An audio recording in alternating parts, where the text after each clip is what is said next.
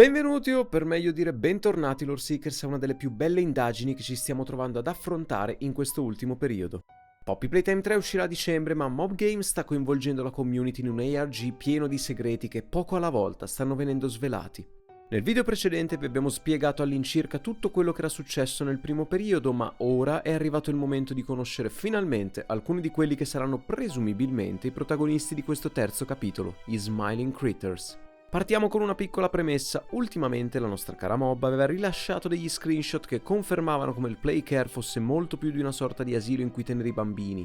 Da ciò che abbiamo potuto vedere, questo posto permetteva ai ragazzi di dormire, mangiare e studiare, ma non è tutto oro ciò che luccica. Avevamo già parlato di Theodore Gramble, un ospite del Playcare che aveva tentato di fuggire dal luogo che, stando ai documenti, viene chiamato Home Sweet Home, termine che rimanda chiaramente alla sicurezza della propria casa, un luogo da cui nella maggior parte dei casi nessuno tenterebbe di fuggire. Eppure Theodore l'ha fatto. E molto probabilmente il motivo era più che valido, ma andiamo con ordine e tentiamo di capire cosa possa aver spaventato il bambino a tal punto da portarlo a rischiare la propria incolumità nel tentativo di fuggire. Sui profili di Mob Games sono recentemente apparse delle immagini raffiguranti alcune, potremmo dire simpatiche creature sorridenti, gli Smiling Critters, 8 piccoli animaletti nati presumibilmente per intrattenere con le proprie avventure gli ospiti del Playcare. Fin qui nulla di male, se non che, come al solito, anche queste piccole e all'apparenza innocenti creature nascondono segreti inquietanti. Le immagini che li raffigurano tutti assieme non sono tuttavia le loro prime apparizioni. Se vi ricordate, infatti, i Critters sono già apparsi in un poster presente in Project Playtime e in un trailer del terzo capitolo di Poppy Playtime. Le foto dei bambini appese alle pareti, infatti, come cornice avevano proprio loro, gli Smiling Critters, e a dirla tutta, ogni bambino aveva attorno alla propria foto un animale diverso, e volendo essere maliziosi potremmo dire che ogni bambino corrispondesse ad un esperimento. E in realtà le basi per un'affermazione del genere ci vengono fornite proprio dall'ARG. Come sapete, all'interno del computer sono presenti diverse cartelle protette da password, e ciascuna di queste nasconde file parecchio importanti. Ma ora vogliamo concentrarci su 2 cartelle in particolare all'interno di un'ulteriore cartella, Bigger Buddies Initiative. Aprendola troviamo 2 folder che riportano ciascuno la numerazione di un esperimento, 1188 e 1006. Se è vero che il primo suona totalmente nuovo, è anche vero che il secondo lo conosciamo molto bene. 1006 è infatti il prototipo. E perché inserirlo qui, vi domanderete? Ebbene, se inizialmente i primi 2 capitoli di Poppy Playtime sembravano quasi essere disconnessi rispetto al terzo, ora tutto sta acquisendo un senso e il prototipo è proprio ciò che fa da collante. Per farvi capire ciò che intendiamo, però, occorre partire dalla prima cartella e capire chi o cosa sia 1188.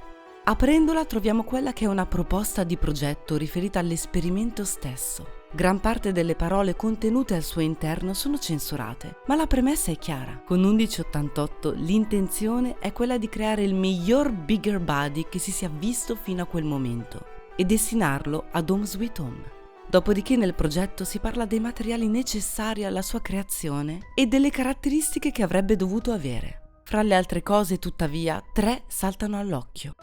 Il tessuto viola per crearne la pelliccia, le fattezze che ricordino quelle di un gatto e l'installazione di un apparato che permetta di emettere il gas. Non ci vuole troppo a capire che la base di questo esperimento sia proprio Catnap, il gattino viola che abbiamo da poco avuto modo di conoscere negli ultimi media riguardanti gli Smiling Critters. Alla fine della proposta, che coinvolge anche il dottor Sawyer, troviamo una lista di 12 possibili candidati. I nomi non suggeriscono nulla, fatta eccezione per uno di questi, Theodore Gramble. Abbiamo già conosciuto Theodore. Joel Sinclair e Thomas Clark in una conversazione parlavano proprio di lui. Abbiamo anche già visto la trascrizione di quel dialogo, ma le parti di Clark erano oscurate. Ora, tuttavia, inserendo la password Golden Path nella cartella 1006, ci viene presentato un foglio ridotto a brandelli che riporta proprio le frasi di Thomas Clark.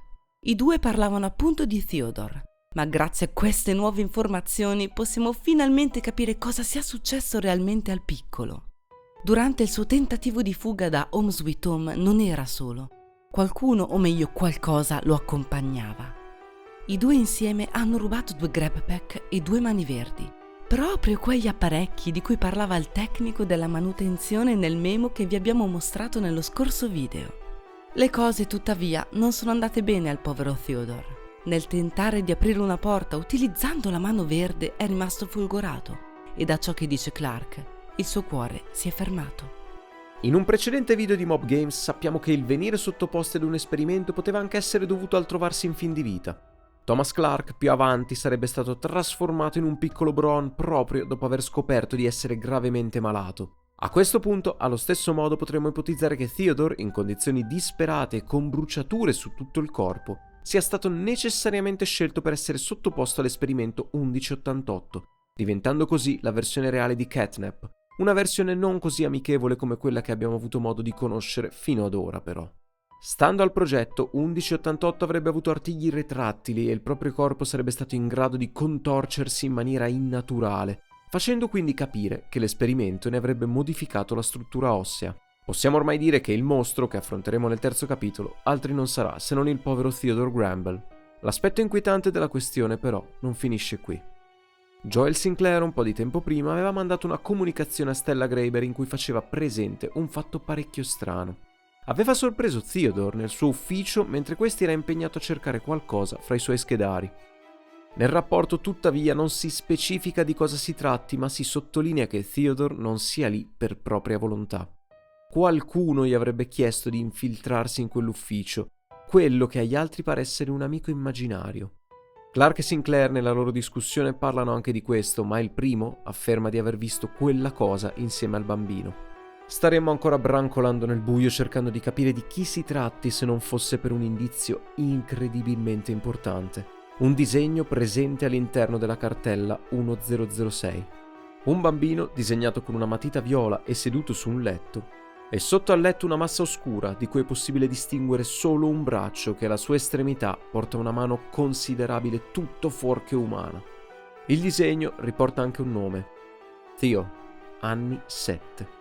E quella mano l'abbiamo già vista negli altri 2 capitoli di Poppy Playtime. C'è un motivo più che valido se all'interno della cartella di 1006 troviamo questo particolare disegno. L'amico immaginario di Theodore è niente meno che il prototipo, il manipolatore per eccellenza, colui che senza ombra di dubbio ha spinto Theodore a fare tutto ciò che ha fatto fino a quel momento e che potrebbe averlo addirittura spinto a compiere una missione destinata al fallimento proprio per portarlo a diventare l'esperimento 1188. Il prototipo del resto è presumibilmente l'essere più intelligente presente in Poppy Playtime e non ci sarebbe da stupirsi se avesse adottato una tattica del genere per guadagnarsi un alleato decisamente potente. Ormai le caratteristiche di Catnap sono ben note, oltre a possedere affilatissimi artigli è in grado di emettere un gas pericolosissimo. Un gas che in base a ciò che vediamo nell'episodio delle avventure delle piccole mascotte possiede poteri a metà tra l'allucinogeno e il soporifero. Alla luce di queste informazioni, inoltre, anche se all'inizio avevamo escluso la possibilità, possiamo davvero cominciare a ipotizzare che l'Angel of Salvation sia il prototipo stesso e che grazie a Theodore abbia dato vita al suo Somniferous Flock, il suo gregge soporifero, diventando poi, agli occhi dei bambini, una figura da adorare e attorno alla quale, perché no, istituire una specie di culto. Proprio come un culto sembrava essere ciò che abbiamo visto nel secondo trailer del terzo capitolo. Insomma, Poppy Playtime sta prendendo una piega davvero interessante, decisamente più oscura dei capitoli precedenti. Ora ci resta da capire chi siano gli eretici, ma non è difficile pensare che possa trattarsi dei nemici del prototipo, coloro che non vogliono prendere parte alla sua rivolta. Noi come sempre terremo gli occhi aperti per cercare di fornirvi tutte le informazioni possibili. Vi ringraziamo per averci seguito fino a qui. Se il video vi è piaciuto, vi invitiamo ad iscrivervi, lasciare un like e condividerlo. E noi ci vediamo ad un prossimo video.